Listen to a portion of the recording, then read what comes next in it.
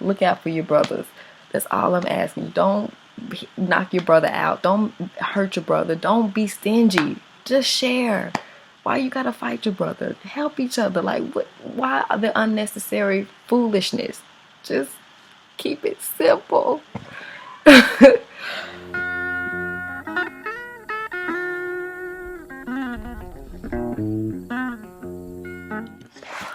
Shalom, shalom. Okay, so let me first start by saying I am not one to do videos as far as like trying to teach or trying to I don't know, like I'm not the best at articulating my words. You know, I have all these things going on in my mind and these thoughts and these ideas and these, you know, things in my mind, but as far as expressing that into words sometimes or expressing that to someone else sometimes can be a little jumbled. So when I first made my first video, my testimony video, I had such a zeal. I was excited. I was coming into the word and understanding the word, and I had such a zeal and such a passion, and that I wanted to share, and I wanted to just be used in any way that I could be used. I just wanted to share as much as I possibly could share, and that's why I initially made the video and made a channel and all of that, just so I could express and just be able to share, you know what I mean? Because, you know, teaching and all of that is not my forte. I've never been one to like want to be in the forefront in this, you know, and like be seen or anything like that. Like, I enjoy serving. I enjoy kind of being in the back. It doesn't matter. Like, you know what I mean? But for one, I'm more shy and with people that I don't necessarily know. Like, if people that I grew up with and family, I'm not like that. Like, I'm goofy, silly, and playful, and, you know, all of that. But as far as like just being out there and put myself out there and like, but I was that type of person because I don't know why. But when I got into the walk and I started to see things that I didn't see before and understand things that I didn't understand, I had such a zeal and I wanted to share that with everyone. Anyone who was willing to listen, even people who weren't willing to listen. And I'm here today to kind of just give an update on my journey. Passover, after having Passover and unleavened bread, and speaking of that, I do want to say that Passover and this past Passover and unleavened bread was a very great experience. I had a wonderful time with the Mishpachah that came and broke bread with us on Passover and that spent time with us all throughout the week, who stayed with us. Shout out to them. Shout out to the Mishpachah. We had a good time. And shout out to my daughter and my niece who helped with the cooking and with the preparing. They did such a wonderful job. They helped me out so much. So just a shout out to that. Passover and unleavened bread was such a great time, and I had such a great time. It flew by. It flew by so fast, but I guess that's what happens when you're having a good time. But I really enjoyed myself with Mishpachah. But anyway, I wanted to kind of just express and just take a journey and a look back from my time, from when I made that first initial video about the testimony. And I made it because I had such a zeal and such a passion, and not that I don't now, but sometimes you have to find that zeal again and remember how it was when you first got into the walk, and you want to go back to those times, because sometimes you can forget. The walk can be such a stressful time, or just you can get comfortable, you know what I mean, and you have to go back to that and that mind frame that you were in, and go back there, because sometimes it's just needed. And I'm finding myself in that situation now. So as while I was preparing for unleavened bread and Passover, trying to purge and get everything out of, the physical house, as well as the, your physical body and your mental and spiritual and all of that. You're going through that process, and not just because Passover and unleavened bread is over doesn't mean that stops. Like, I'm still trying to refine, and I'm just looking back, and I'm just appreciate being able to be corrected, being able to look back and understand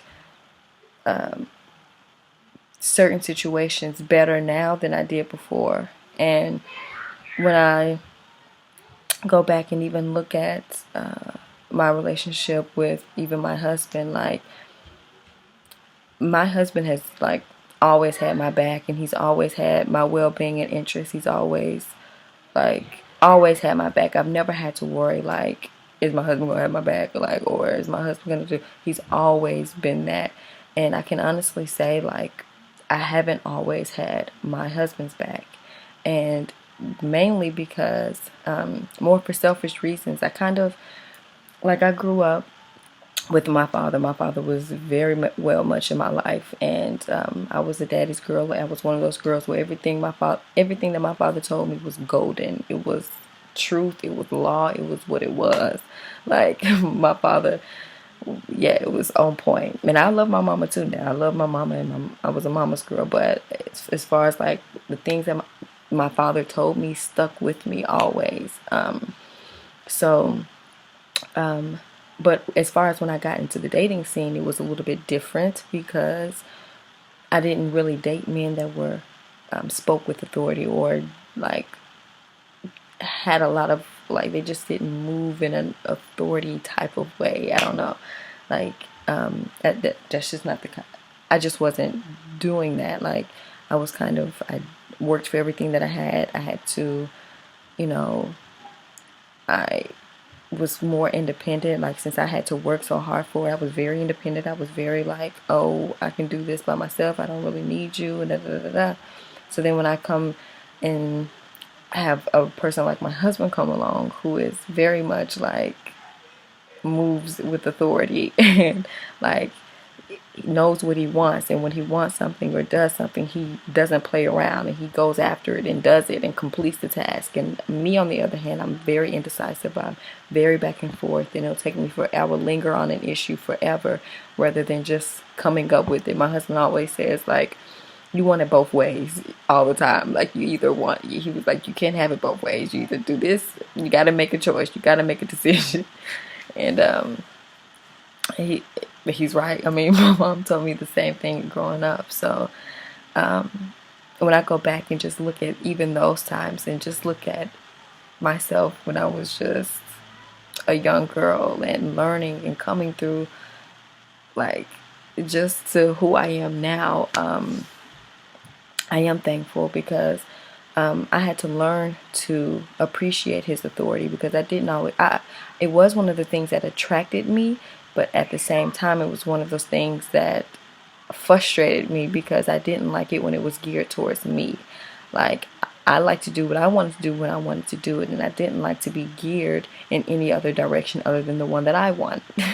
So when he comes along and he has this authority, and he says, makes decisions and goes through with them, it was new to me, and I had to learn to appreciate, and I still have to learn to appreciate it, because sometimes I still want to do things my way. And I'm learning I learned to appreciate my role. Like, I'm not trying to fight him on, I can do what you can do too, and I can do that. I know how to do, like, I appreciate my role. I appreciate being a mother, and nurturing, and serving, and giving, and, like, all of that. And I feel like in a relationship, it's both of those things. In any relationship that you're dealing with, it's always giving and taking, and not just one person taking. Like, I know there are some situations where the man feel only the man takes, and they feel like there is nothing to give.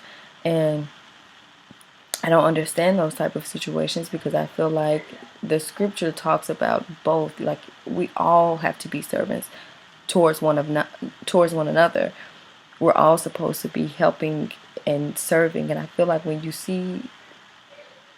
I feel like we've gotten into such a selfish mind frame where we only think about ourselves and we don't think about everyone around us.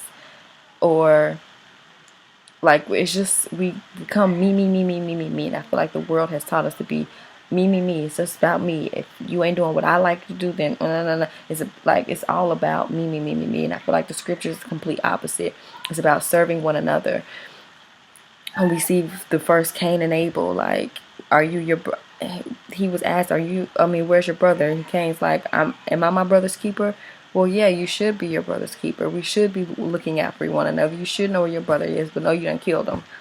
Like, we're supposed to be our brother's keepers. We're not supposed to just be one person taking and one. No, we're supposed to be giving and taking. That's a part of a relationship. But I feel like as a whole, we have a hard time doing that. We only want to be receiving something and giving not giving anything, and that's just not how a functional relationship works at all. So I mean, if you look at Joseph and his brothers, obviously his brothers did him wrong. I mean, obviously.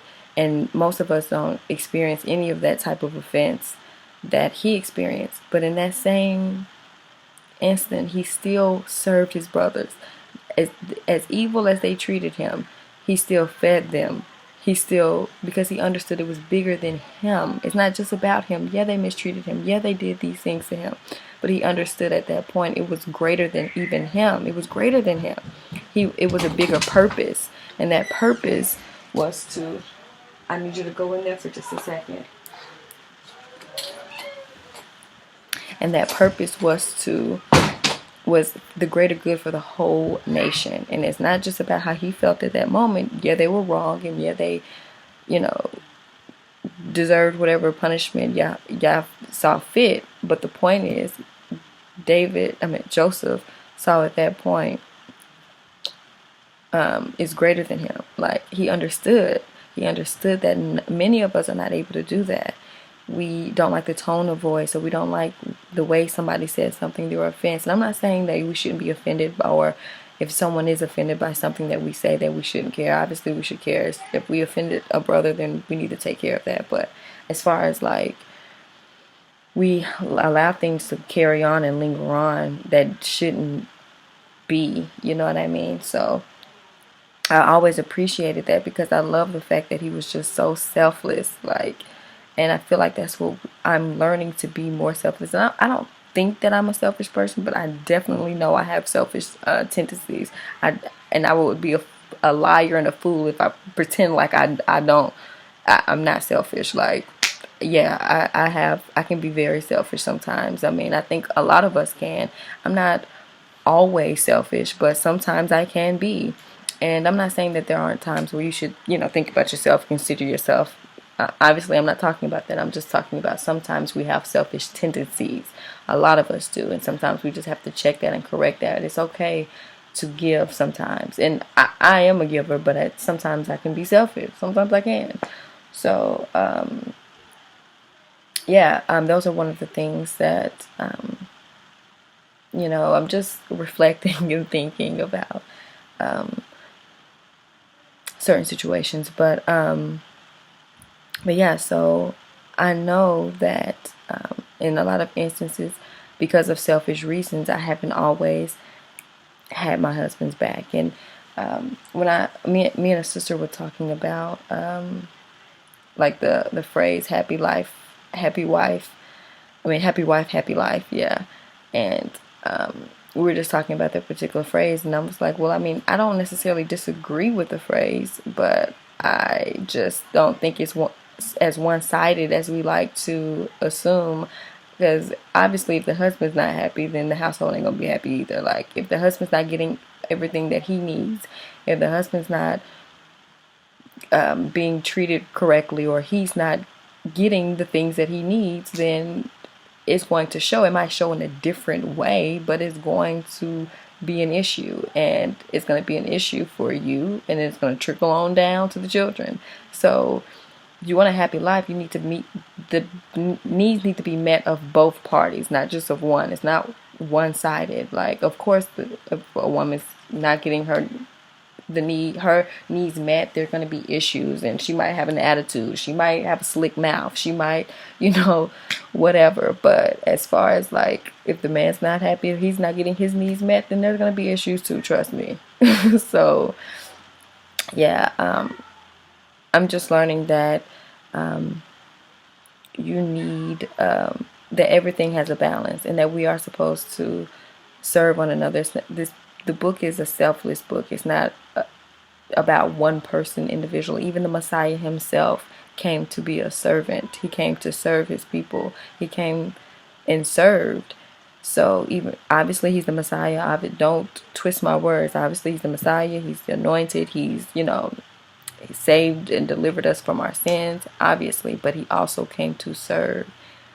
And he showed us how to be servants to one another. And I think back at a time when I worked at a call center. I worked at this call center that we were like a credit service for like hospitals. So we would call sick people and try to get them to pay their bills. Some of these people would still be in the hospital. Sometimes these people will be dying, and we would be calling. I hated this job. It was so depressing. Like, it was one of the most depressing jobs I had ever had, and I used to get so frustrated because it was like, I'm calling sick people. But anyway, I would call people, and they would be like, and sometimes, like an aunt or a daughter or a cousin or whoever would answer the phone for their sick relative, and they would be flipping out like, I can't worry about their bills. I got my own bills to pay. I ain't got time to be done. I can't be worrying about.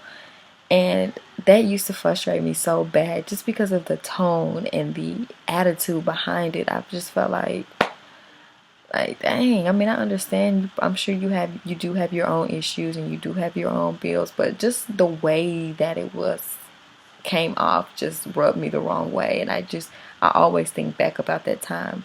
And then I look at the Amish people, and don't get me twisted, I'm not talking about Amish doctrine, I'm just talking about the community aspect of it. But the Amish people, I was watching this documentary, and it was just a documentary about Amish people and in their community. And there was this guy whose barn or house, one of the two, burnt down. When I tell you, it looked like every Amish man was out there working on that house or barn, whatever it was. They were all working on it. I promise you, they had more people than they needed. There's no way they needed that many people to build that barn back up. But they built that barn back up in a matter of days because they all worked together. It didn't seem like anybody was like, oh, I got my own house to take care of. I got my own barn to fill up. I got this, I got that. No, they all were out helping build that barn back up. Old and young. And I promise you, they had more people than they needed. So, I mean, when I look at things like that, I'm just reminded that this is such a selfless book. It's not about you, or me. It's about how we can build and become a nation. And that's what has seemed to be our downfall a lot of times, because we're so worried about everything else, or just ourselves, or whatever other than the community, Yahuwah. We're not worried about the things that we should be worried about. Because a lot of times in the walk too, I feel like a lot of the issues that some people have is that we're looking for, like, you get so many different doctrines and new ideas and new profound knowledge, because I feel like sometimes we're chasing that initial high, that initial feeling and high and joy and zeal and passion that you get when you first come into the walk and you first getting this information, and you're learning and you're understanding, and you're just so overwhelmed with so many different emotions. I feel like sometimes we're chasing that same high that we initially had, and so we're believing things that are obviously against scripture, or we're coming up with all these different doctrines and being led this way and that way and this way, and we're getting further away from the foundation, getting further away from the Torah, because we're chasing all of these different ideas that just sound so knowledgeable and so wise that we forget we forget the foundation, because we have we're still chasing that same high, and we're trying to chase that same high, and we're going to come up with all these different things or believe all these different things because it's a new profound knowledge or wisdom that we didn't know. And oh, you thought it was this, but it's really this. So even being a mother, I appreciate my role. And I accept my role and appreciate it. And I appreciate my role as a mother, as a wife, as a help. I enjoy helping my husband, and I didn't always enjoy helping my husband. I didn't always have his back. I didn't always make sure that I was living or trying to do the best to support him, even in decisions that I might have thought were not right, and not for anything other than it wasn't my idea, or I think my idea was better. I would just sometimes want to do it the way that I wanted to do versus just doing it his way and helping him accomplish whatever task it was at hand. If whatever the task was, instead of helping and pushing this task to make sure that it went through and it succeeded, I would be so angry and frustrated that I didn't get to do it the way that I wanted to do it. You know what I mean? Like silly, immature things like that. But those type of things can break down a family if you're not helping build, but you're helping tear down by just having an attitude or being mad because it didn't go your way. And I do also want to touch on even relationships, past relationships that we had with family and things like that. Those are slowly and surely, not slowly, but they are being restored, because when you first come in, again, you have the zeal and the passion. So sometimes when you are speaking about the word, it can come off as arrogant or holier than thou, or it can just come off all wrong because you really don't care. You just giving the word, and if you don't, it is what it is type thing. But it's like, nah, like there's a way to express the truth and a way to deliver the truth without Bible thumping somebody. Or as a mother, you have to have patience. Like, you can't be trying to deal with your children and be impatient, because you're going to be irritable, you're going to be irritated, you're going to be annoyed, it's going to be all over your face, all over your the way you respond, the way you act, and it's just unnecessary sometimes. And if you irritable and irritated and all of that, like, it's just going to rub off and it's going to trickle down. So I'm learning to be more patient and more calm and more slow to speak and quick to listen, even with my children, I feel like, because I know as a parent you're like, oh, you listening to me, but at the same time sometimes you just have to be just slow down. Like, because there's so many times that we, like, honestly, and I understand the Most High so much more now, being a parent, than ever before. Like, I think being a parent helps me understand the Most High. Not like, oh, I'm the Most High, you know what I mean, like as far as authority, but I just mean you understand what you expect out of a child. Like, you understand when he says don't add or take away. Like, when you tell your child, like, just do this, don't do anything extra, don't do anything less, just do exactly what I tell you to do. You know what I mean? Like, you tell your child to clean up the room, and they clean up, just do the normal everyday clean, and they in there trying to change light bulbs, and they bust a light bulb and they break it. And it's like, all I asked you to do was clean your room. We're like, oh, well, I was just trying to help her because my light blew out and I just wanted to change the light. I thought that was going to be a good thing. I understand that's what you thought that was going to be a good thing, but now you done broke the light.